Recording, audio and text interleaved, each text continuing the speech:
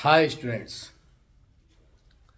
तो आपने देखा मैंने पिछली वीडियो में कई तरह के कन्वर्जन आपको बता चुका हूँ, सिखा चुका हूँ। उसमें हमने एसेंट सीरीज के कन्वर्जन देखे, जिसमें हम नंबर ऑफ कार्बन एटम को इंक्रीज करना सीख गए। डिसेंट सीरीज में हमने ये सीखा कि कार्बन एटम कम कैसे कर सकते हैं कन्वर्जन के दौरान। और फिर हमने कुछ इंपॉर्टेंट कन्वर्जन देखे, जिसमें हम सीबीएसई बोर्ड के हिसाब से जो हमारे लिए इम्पोर्टेंट हैं वो कन्वर्जन हम कैसे सोल्ड आउट करें।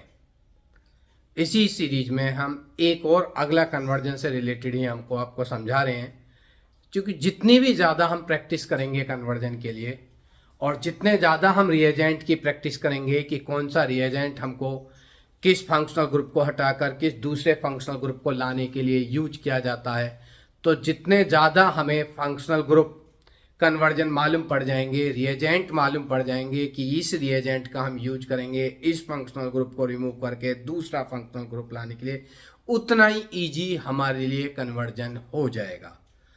तो इसके लिए मोर देन वन स्टेप में सिंपल स्टेप को फॉलो करते हुए हमने आपको सिखाने की कोशिश कर रहे हैं कि सिंपल स्टेप्स आप यूज करते हुए किस तरह से आप कन्वर्जन को कर सकते हो। तो आपके लिए बेस्ट वन है कि आप इन वीडियो को बार बार देखें।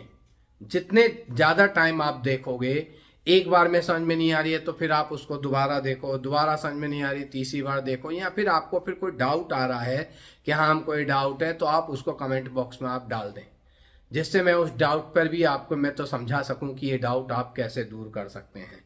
तो अगर आपको इतने पर भी कोई प्रॉब्लम हो रही है और लग रहा है कि हम समझ नहीं पा रहे हैं, या आपको किसी पर्टिकुलर हेल्प की ज़रूरत है कि कन्वर्जन में अगर ये पर्टिकुलर हेल्प मिल जाए या ये हमारी पर्टिकुलर प्रॉब्लम है, इस पर्टिकुलर प्रॉब्लम को दूर किया जाए, तो आप उस प्रॉब्लम को हमें बताएं और हम उस प्रॉब्लम को दूर करने की आपकी पूरी कोशिश करेंगे। ठीक है।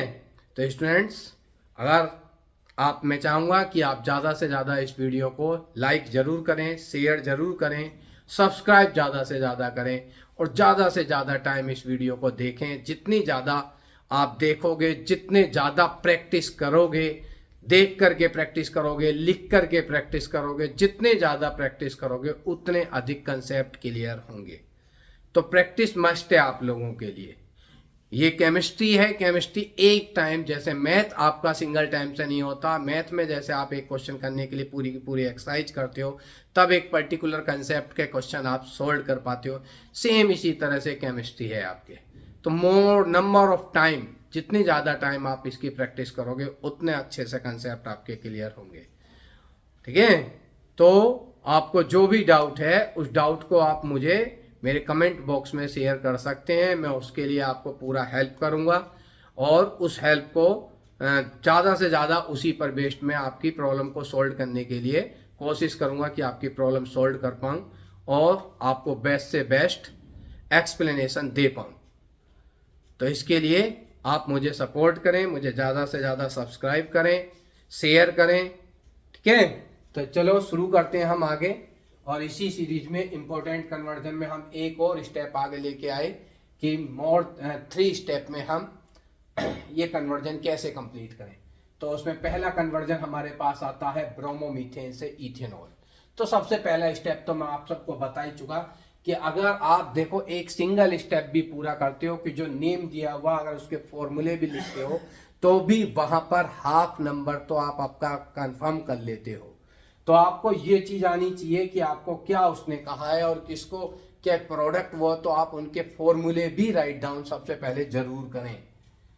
तो ब्रोमोमीथेन, तो लास्ट से शुरू करा मैथ। मैथ में एक कार्बन और एक कार्बन के साथ कौन जुड़ा, ब्रोमो। ब्रोमो मीन्स Br, तो Br की एक वैलेंसी होती है, एक कार्बन के साथ ब्रोमीन जुड़ गया सिंगल बॉन्ड के साथ, और एन में सिंगल बॉन्ड। अब कार्बन की 4 वैलेंसी पूरी करनी है, एक वैलेंसी ब्रोमीन के साथ हो गई, 3 वैलेंसी हाइड्रोजन के साथ। तो स्ट्रक्चर हो गई हमारी ब्रोमोमीथेन की। Ethanol, eth means 2 carbon, ane means single bond, ol means OH group, 2 carbon में से किसी एक कार्बन के साथ एल्कोहल ग्रुप। कार्बन की 4 वैलेंसी में से 2 वैलेंसी ज्वाइन है, 2 वैलेंसी हाइड्रोजन के साथ और इसकी 3 वैलेंसी हाइड्रोजन के साथ। ये इथेनॉल का फॉर्मेशन हो गया। तो हम यहां पर इसको कन्वर्ट करना है ब्रोमोमीथेन को इथेनॉल में। तो ध्यान से समझें, हमारे पास यहाँ से यहाँ तक जाने का बहुत सिंपल वे है, और सिंपल वे के थ्रू हम जाना चाहते हैं तो हमें इसमें पहले क्या करना है, न्यूक्लियोफिलिक सब्स्टिट्यूशन रिएक्शन करनी है। किसके साथ? KCN के साथ। जब हम KCN के साथ इसकी रिएक्शन कराएंगे तो KCN हम बार बार बता चुके हैं कि चाहे एक्वस वाटर में डिजोल्व करो चाहे अल्कोहल में, KCN ब्रेक हो जाएगा K पॉजिटिव और CN निगेटिव में। और ये जो CN निगेटिव है न्यूक्लियोफाइल का काम करेगा, और ये न्यूक्लियोफाइल हैलाइड को रिमूव कर देगा और इसकी जगह पर हमारा CN ग्रुप एंटर कर जाएगा। तो हमारा CH3 Br हट जाएगा और Br की जगह कौन आ जाएगा? CN की एंट्री हो जाएगी। ये CN आ गया। अब CN से हमें OH की तरफ को जाना है तो हम इसका रिडक्शन करेंगे। क्या करेंगे? हम इसका रिडक्शन। एक तो नंबर ऑफ कार्बन एटम भी बढ़ाने हैं और OH ग्रुप भी लाना है। तो साइनाइड का रिडक्शन कर दो, किसी भी रिड्यूसिंग एजेंट के द्वारा हम इसका रिडक्शन कर सकते हैं। सोडियम बोरोहाइड्राइड NaBH4, ठीक है। यहाँ हाइड्रोजन गैस के साथ रिएक्शन करा दो निकिल, प्लेटिनियम या पैलेडियम की प्रेजेंस में। तब क्या होगा? C और N के बीच में ट्रिपल बॉन्ड है, एक बॉन्ड ब्रेक होगा और दूसरा बॉन्ड ब्रेक होगा, तो दो बॉन्ड ब्रेक होकर कार्बन की 2 वैलेंसी खाली हो जाएंगी, नाइट्रोजन की 2 वैलेंसी खाली हो जाएंगी और दोनों पर 2-2 हाइड्रोजन जुड़ जाएंगे। तो कार्बन की 2 वैलेंसी खाली हो गई तो कार्बन पर 2 हाइड्रोजन जुड़ गए, नाइट्रोजन की 2 वैलेंसी खाली हो गई तो नाइट्रोजन पर भी 2 हाइड्रोजन जुड़ गए, और साइनाइड ग्रुप हमारा कन्वर्ट हो गया प्राइमरी एमाइन में। किसमें कन्वर्ट हो गया? हमारा प्राइमरी एमाइन में। नंबर ऑफ कार्बन एटम भी बढ़ गए और साइनाइड ग्रुप हमारा कन्वर्ट हो गया प्राइमरी एमाइन में। और इस प्राइमरी एमाइन की हम रिएक्शन कराएंगे फिर वही NaNO2 प्लस HCl के साथ, sodium nitrite plus hydrochloric acid के साथ रिएक्शन कराएंगे 0 से 5 डिग्री सेल्सियस टेम्परेचर पर। तो हमने पहले ही कई बार बताया कि इससे नाइट्रोजन एटम इसके साथ, ऑक्सीजन H2 के साथ और OH ग्रुप हमारा कार्बन के साथ। तो क्या हो गया? नाइट्रोजन N2 रिमूव हो गया, वाटर भी रिमूव हो गया, वाटर हमारा रिमूव हो गया, डाई नाइट्रोजन गैस रिमूव हो गई, OH ग्रुप कार्बन के साथ CH3CH2OH। तो हमारा इथेनॉल बन गया और डाई नाइट्रोजन गैस बन गई और वाटर का फॉर्मेशन हो गया। तो इस तरह से हमारा नंबर ऑफ कार्बन एटम भी इंक्रीज हो जाते हैं और कार्बन एटम इंक्रीज करके हम किसका फॉर्मेशन कर दिया? ब्रोमोमीथेन से इथेनॉल का कन्वर्जन कर देते हैं। तो स्टूडेंट्स नेक्स्ट कन्वर्जन लेते हैं, एसिटाल्डिहाइड को कन्वर्ट करते हैं एसीटोन में। स्ट्रक्चर बनाएंगे। एसिटाल्डिहाइड का कॉमन नेम IUPAC नेम होता है इथेनॉल, और इथेनॉल की स्ट्रक्चर होती है CH3CHO। ये इथेनॉल। किसका फॉर्मेशन करना हमें? एसीटोन का। एसीटोन का IUPAC नेम होता है प्रोपेनॉन, और प्रोपेनॉन की स्ट्रक्चर होती है CH3COCH3। ये प्रोपेनॉन बन गया। अब इस प्रोपेनॉन बन गया तो हम यहां से यहां देखते हैं कि एक तो नंबर ऑफ कार्बन एटम भी इंक्रीज हो रहे हैं, दूसरा एल्डिहाइड ग्रुप हमारा कीटोन में चेंज हो रहा है। तो स्टूडेंट्स नेक्स्ट कन्वर्जन है हमारे पास एसिटाल्डिहाइड का एसीटोन में कन्वर्जन। एसिटाल्डिहाइड, इथेनॉल CH3CHO और एसीटोन प्रोपेनॉन। तो देखें इसमें एसिटाल्डिहाइड में हमारे पास नंबर ऑफ कार्बन एटम है 2 और एक प्रोपेनॉन में कार्बन एटम है 3। तो हमको क्या करना है? नंबर ऑफ कार्बन एटम भी बढ़ाने हैं और फंक्शनल ग्रुप में भी चेंज करना है। तो कार्बन एटम अगर हमें बढ़ाने हो एल्डिहाइड में तो हमारे पास एक स्टेप है कि हम ग्रिग्नार्ड रिएजेंट के साथ रिएक्शन कर दें। एल्डिहाइड की किसके साथ रिएक्शन कर दें? ग्रिग्नार्ड रिएजेंट के साथ। जितने चाहे उतने कार्बन एटम बढ़ा सकते हैं हम ग्रिग्नार्ड रिएजेंट के साथ रिएक्ट करके। तो इसमें कितने कार्बन एटम है? 2, और यहाँ पर कितने कार्बन एटम है? 3। तो एक कार्बन एटम हमको इंक्रीज करना है। तो एक कार्बन वाला एटम वाला एल्काइल ग्रुप लिया, एल्काइल ग्रुप मैग्नीशियम ब्रोमाइड, ये ग्रिग्नार्ड रिएजेंट हो गया एल्काइल मैग्नीशियम ब्रोमाइड। इसके साथ रिएक्शन कराएंगे तो ग्रिग्नार्ड रिएजेंट हमेशा ब्रेक होगा, मैग्नीशियम और कार्बन, मैग्नीशियम पर पॉजिटिव कार्बन पर निगेटिव, डबल बॉन्ड ब्रेक हुआ, ऑक्सीजन पर निगेटिव और कार्बन पर पॉजिटिव। तो ये जो निगेटिव CH3 है वो पॉजिटिव CH पर जाकर जुड़ जाएगा। CH3 CH पर जाकर जुड़ गया निगेटिव CH3 और डबल बॉन्ड चेंज हो गया, सिंगल बॉन्ड O के साथ जुड़ गया MgBr। ये ग्रिग्नार्ड रिएजेंट रिएक्ट कर गया। अब इसका हाइड्रोलाइज कर दें, एसिड की प्रेजेंस में वाटर के साथ रिएक्शन कराएंगे तो वाटर ब्रेक हो जाएगा H पॉजिटिव और OH निगेटिव। फिर ग्रिग्नार्ड रिएजेंट सेम टूटा, मैग्नीशियम ऑक्सीजन के बीच मैग्नीशियम पॉजिटिव ऑक्सीजन निगेटिव। तो जो वाटर से प्रोड्यूस H पॉजिटिव है वो O निगेटिव के साथ जाकर कंबाइन करेगा और H पॉजिटिव O निगेटिव के साथ कंबाइन करके फॉर्मेशन करेगा अल्कोहल का, सेकेंडरी अल्कोहल का फॉर्मेशन हो गया। तो हमारा इथेनॉल किसमें चेंज हो गया, सेकेंडरी अल्कोहल में कन्वर्ट हो गया। और इथेनॉल हमारा सेकेंडरी अल्कोहल में कन्वर्ट हो गया। तो कन्वर्ट होने के बाद अब हम इसको क्या करेंगे, इसकी रिएक्शन करा दें किसके साथ, सेकेंडरी अल्कोहल है, कीटोन बनाना चाहते हैं तो सेकेंडरी अल्कोहल को कीटोन में कन्वर्ट करने के लिए ऑक्सीडेशन करेंगे। किससे ऑक्सीडेशन कर सकते हैं, पीसीसी के साथ ऑक्सीडेशन कर सकते हैं, CrO3 के साथ ऑक्सीडेशन कर सकते हैं। और इन दोनों का भी याद ना रहे तो कॉपर के प्रेजेंस में 573 केल्विन पर हीट कर सकते हैं। तो इन तीनों कंडीशन में से किसी एक के द्वारा हम ऑक्सीडेशन कर देंगे। तो सेकेंडरी अल्कोहल में यहाँ से एक हाइड्रोजन एटम रिमूव होगा, एक हाइड्रोजन एटम यहाँ से रिमूव, और सेकेंडरी अल्कोहल हमारा कीटोन ग्रुप में कन्वर्ट हो जाएगा। और इस तरह से हम एसिटाल्डिहाइड को एसीटोन में कन्वर्ट कर देंगे। तो स्टूडेंट नेक्स्ट कन्वर्जन लेते हैं इथेनॉल से प्रोपेन टू ऑल का फॉर्मेशन। तो इथेनॉल की स्ट्रक्चर बनाएंगे CH3 CH2OH, ये इथेनॉल हो गया। इससे प्रिपरेशन करना propane two ol. Two ol में सेकेंड कार्बन पर अल्कोहलिक ग्रुप है, सेकेंड कार्बन पर अल्कोहलिक है प्रोपेन में, ये प्रोपेन टू ऑल बन गया। तो हमको क्या करना है, इथेनॉल को प्रोपेन टू ऑल में कन्वर्ट करना है। तो क्या करना है, number of carbon atom increase करने हैं। तो number of carbon atom increase करने के लिए पहले हमने आपको बताया नंबर ऑफ कार्बन एटम कैसे इंक्रीज कर सकते हैं, ग्रिग्नार्ड रिएजेंट से भी कर सकते हैं। मगर ग्रिग्नार्ड रिएजेंट के लिए हमें इस अल्कोहल को किस में कन्वर्ट करना होगा, एल्डिहाइड में कन्वर्ट करना होगा। तो हम आपको कई बार बता चुके हैं, प्राइमरी अल्कोहल है, एल्डिहाइड में कन्वर्ट करने के लिए पीसीसी के साथ रिएक्ट कर देंगे, यहाँ कॉपर की प्रेजेंस में 573 केल्विन पर हीट कर देंगे। तो इनमें से कोई सी भी एक कंडीशन के द्वारा यहाँ से हमारा primary alcoholic group aldehyde group में कन्वर्ट हो जाएगा। प्राइमरी अल्कोहलिक ग्रुप हमारा किस में कन्वर्ट हो गया, एल्डिहाइड ग्रुप में कन्वर्ट हो गया, एल्डिहाइड बन गया। अब हम एल्डिहाइड को कन्वर्ट कर सकते हैं सेकेंडरी अल्कोहल में, क्योंकि अगर ये एल्डिहाइड मीथेनॉल होता तब ग्रिग्नार्ड रिएजेंट के साथ रिएक्ट करके प्राइमरी अल्कोहल में कन्वर्ट हो जाता। मीथेनॉल को छोड़कर, फॉर्मेल्डिहाइड को छोड़कर अदर कोई भी एल्डिहाइड हो वो ग्रिग्नार्ड के साथ रिएक्ट करके किसमें चेंज हो जाएगा, हमारा सेकेंडरी अल्कोहल में। और अगर यहाँ कीटोन होता, कीटोन की रिएक्शन अगर ग्रिग्नार्ड रिएजेंट के साथ कराते तो हमारा टर्शियरी अल्कोहल बनता।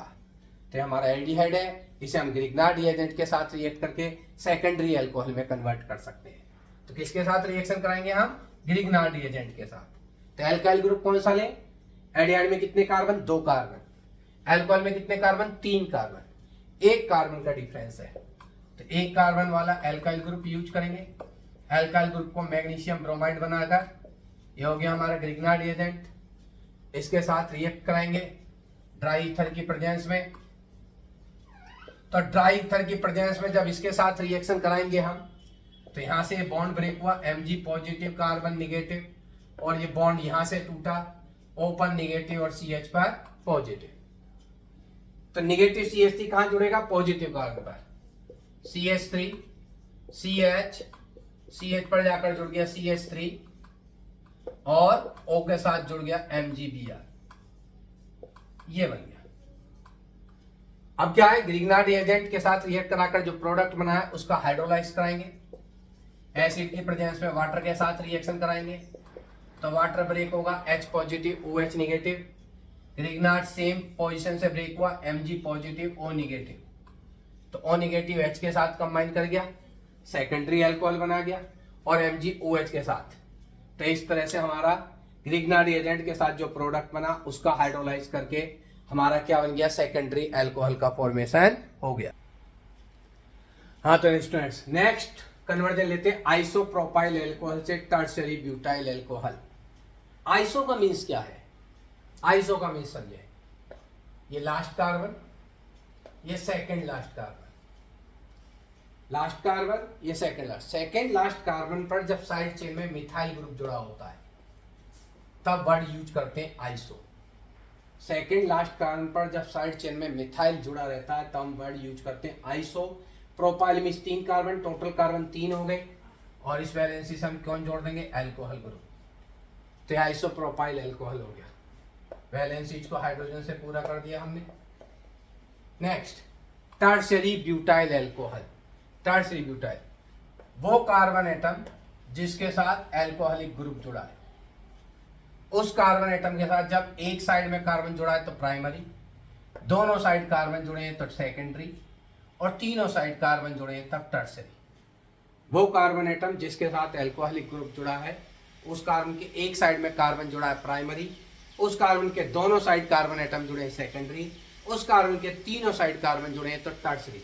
टर्शियरी ब्यूटाइल में 4 कार्बन, 1 2 3 4, टोटल कार्बन 4, तो ब्यूटाइल अल्कोहल। वैलेंसीज को हाइड्रोजन से पूरा कर देंगे, टर्शियरी ब्यूटाइल अल्कोहल ये बन गया। अब इस तो हम सबसे पहले अब क्या करेंगे, इसमें आइसोप्रोपाइल अल्कोहल को देखें तो इसमें OH ग्रुप कहां पर है, सेकेंड कार्बन पर, और इसमें 3 कार्बन एटम है और उसमें टोटल कितने, 4 कार्बन। तो एक तो हमें नंबर ऑफ कार्बन एटम हमको बढ़ाने, क्या बढ़ाने हैं हमको, नंबर ऑफ कार्बन एटम बढ़ाने। तो मैंने अभी पिछले कन्वर्जन में भी कहा कि नंबर ऑफ कार्बन एटम हम अल्कोहल में नहीं बढ़ा सकते, हम इसको ग्रिग्नार्ड रिएजेंट के द्वारा नंबर ऑफ कार्बन एटम बढ़ा सकते हैं। और ग्रिग्नार्ड रिएजेंट की रिएक्शन किसके साथ कराएं, हम एल्डिहाइड या कीटोन के साथ। तो हम इस अल्कोहल को कीटोन में चेंज कर देंगे। कीटोन में अल्कोहल है, सेकेंडरी अल्कोहल है, तो हम इसको PCC या क्रोमिक एनहाइड्राइड या कॉपर 573 केल्विन की प्रेजेंस में ऑक्सीडाइज करेंगे।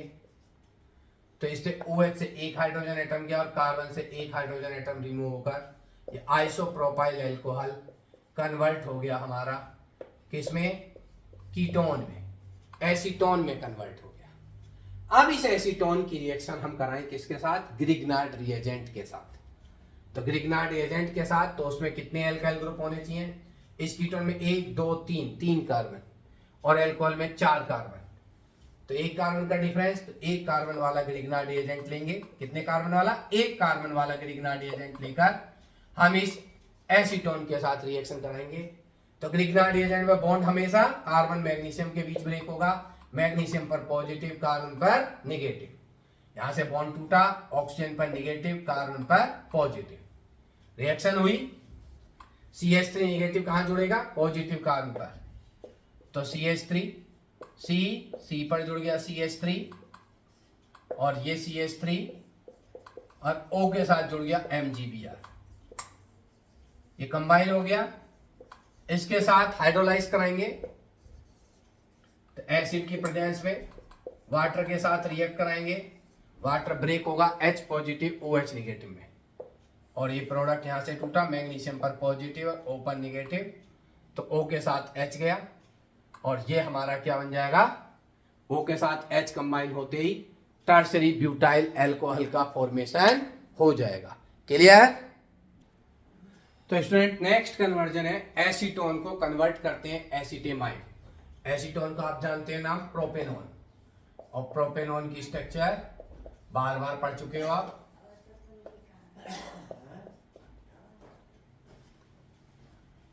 प्रोपेनॉन CH3COCH3 और एसीटेमाइड, एसीटेमाइड का IUPAC name ethanamide, ethanamide. Eth means 2 carbon, ane means single bond, और एमाइड मीन्स एक कार्बन है CONH2, तो दूसरे कार्बन की वैलेंसी पूरी कर दी, CH3CONH2, ये इथेनेमाइड हो गया। तो हम इसको प्रोपेनॉन को किस में कन्वर्ट करना है, इथेनेमाइड में।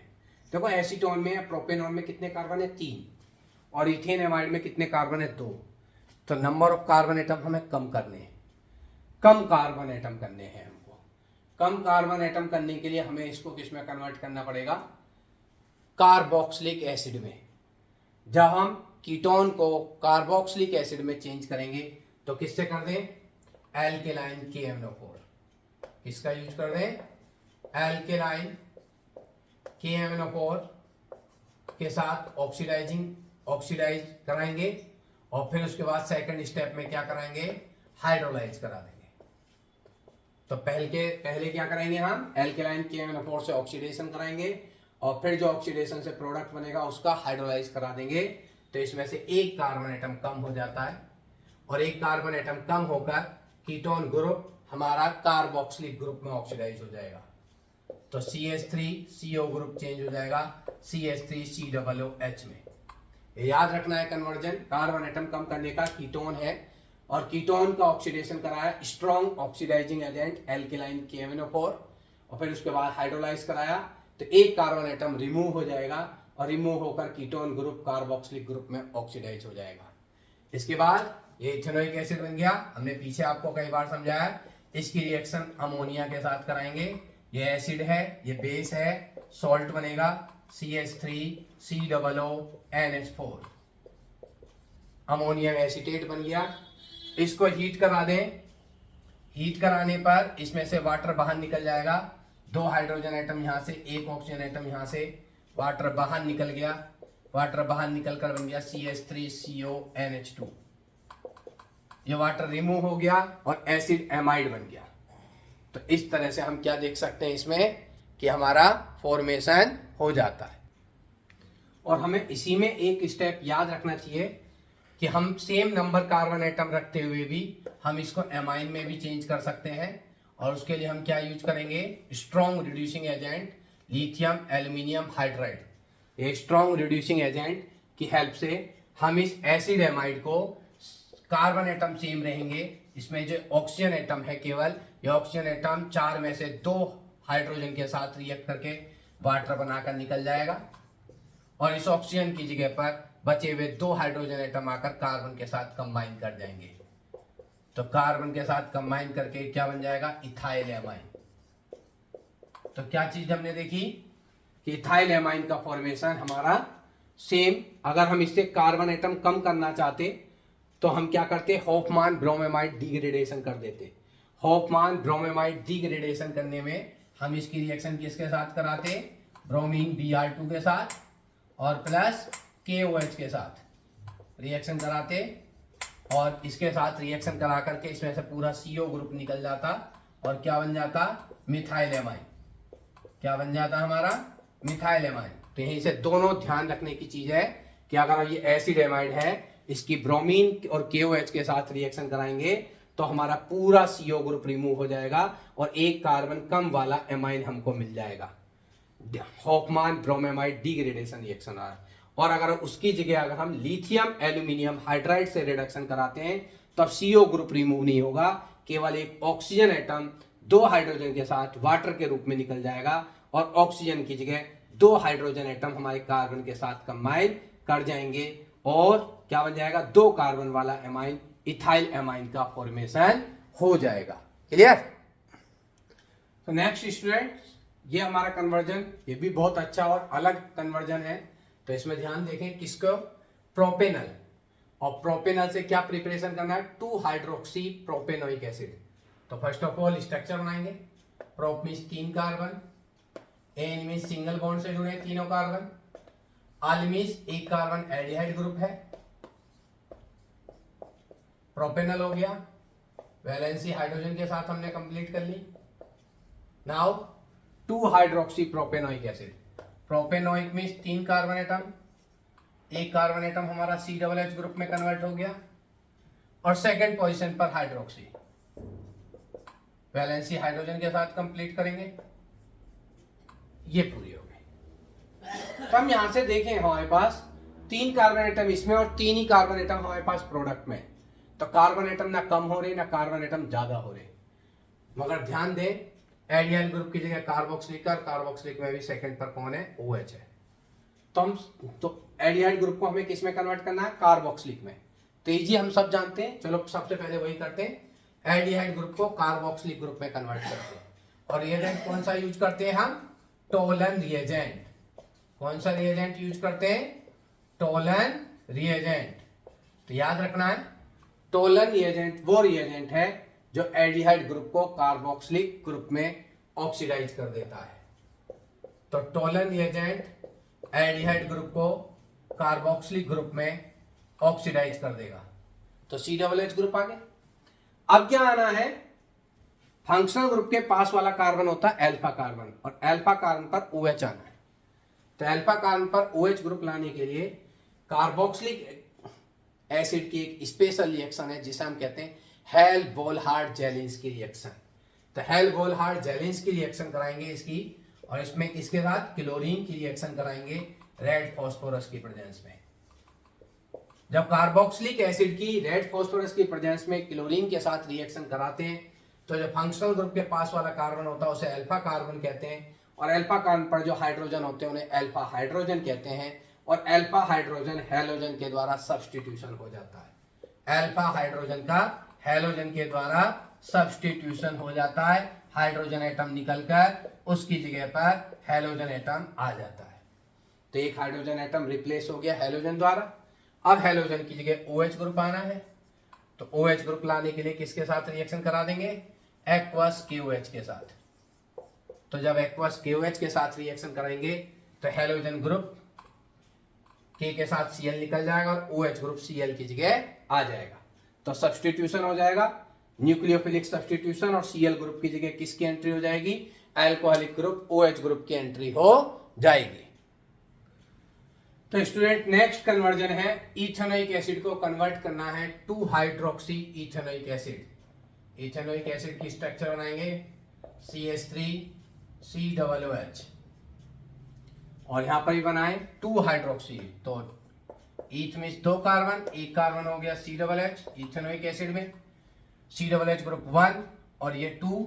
सेकेंड कार्बन पर कौन है, OH हाइड्रोक्सी, सेकेंड कार्बन पर हाइड्रोक्सी ग्रुप है, वैलेंसी पूरी कर दी, तो ये हो गया 2 हाइड्रोक्सी इथेनोइक एसिड।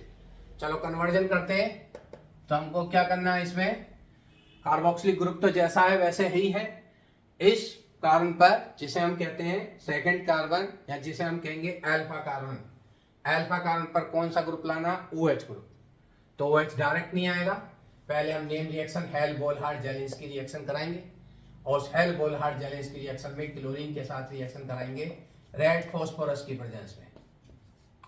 तो इथेनोइक एसिड की रेड फास्फोरस की प्रेजेंस में क्लोरीन के साथ जब रिएक्शन कराएंगे तो अल्फा कार्बन पर प्रेजेंट हाइड्रोजन एटम का सब्स्टिट्यूशन हो जाएगा, और सब्स्टिट्यूशन होकर वहां पर एक हैलोजन एटम की एंट्री हो जाएगी, और जब हैलोजन एटम की एंट्री हो गई तो बन गया 2 क्लोरो इथेनोइक एसिड।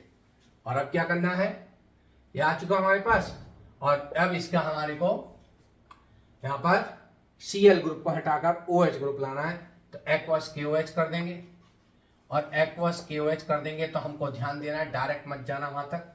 क्यों, क्योंकि एक्वस KOH क्या है, K प्रोड्यूस करेगा, OH प्रोड्यूस करेगा, तो OH यहां भी Cl को रिप्लेस करके क्या ले आएगा, OH CH2OH, मगर साथ में वो इसके साथ भी रिएक्शन कर जाएगा, क्योंकि इसका OH ग्रुप इससे H निकालेगा, वाटर निकल जाएगा, और ये सॉल्ट बन जाएगा COOK।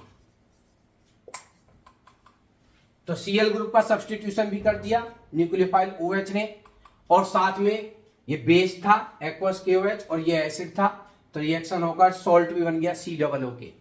अब इस COOK को हमें COOH में कन्वर्ट करना है, तो इसको हाइड्रोलाइज करना पड़ेगा एसिड की प्रेजेंस में।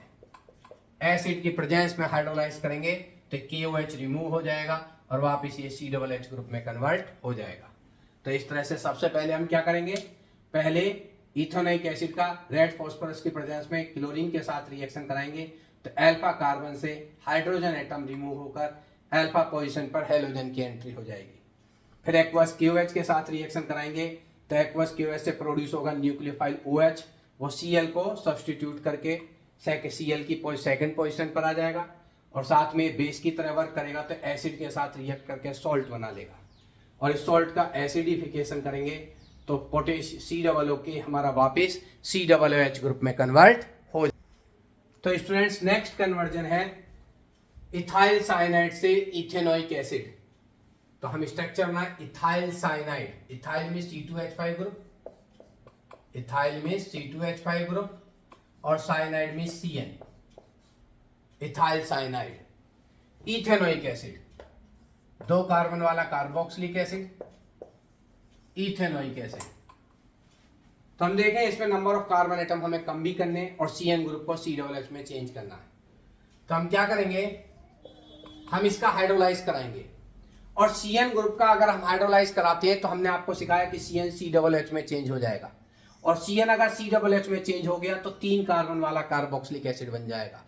तो नहीं, हमको CN को हाइड्रोलाइज करके COOH में नहीं करेंगे, हम CN का पार्शियल हाइड्रोलाइसिस कराएंगे। क्या कराएंगे, पार्शियल हाइड्रोलाइसिस कराएंगे। अगर हम पूरा हाइड्रोलाइसिस करा देते, कंप्लीट हाइड्रोलाइसिस करा देते तो CN चेंज हो जाता COOH में।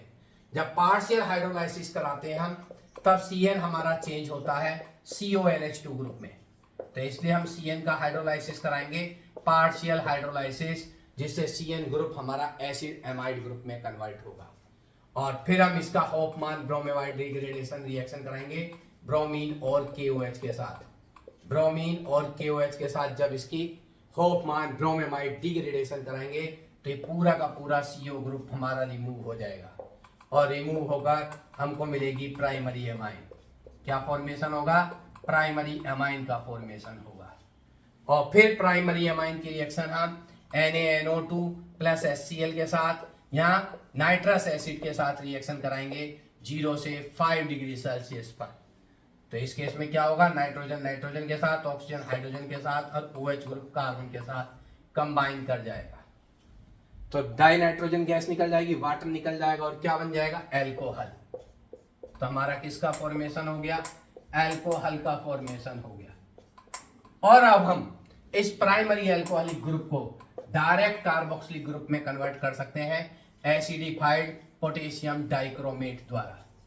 Acidified potassium dichromate primary alcoholic group को ऑक्सीडाइज कर देगा डायरेक्ट कार्बोक्सिलिक एसिड ग्रुप में। तो क्या समझा, इथाइल साइनाइड का पहले पार्शियल हाइड्रोलाइसिस कराएंगे, अगर कंप्लीट हाइड्रोलाइसिस करा देते तो CN ग्रुप COOH में चेंज हो जाता और जब पार्शियल हाइड्रोलाइसिस कराते हैं तो CN ग्रुप CONH2 ग्रुप में चेंज हो जाता है। और फिर इस एसिड एमाइड ग्रुप का होफमान ब्रोमेमाइड डिग्रेडेशन कराएंगे तो CO ग्रुप रिमूव हो जाएगा और CO ग्रुप रिमूव होकर NH2 ग्रुप कार्बन के साथ कंबाइन कर जाएगा। तो एक कम कार्बन वाली हमारी एमाइन बन गई। इसकी फिर नाइट्रस एसिड के साथ रिएक्शन कराएंगे तो नाइट्रोजन गैस निकल गया, वाटर निकल गया, OH कार्बन के साथ जुड़कर हमारा इथेनॉल बन गया।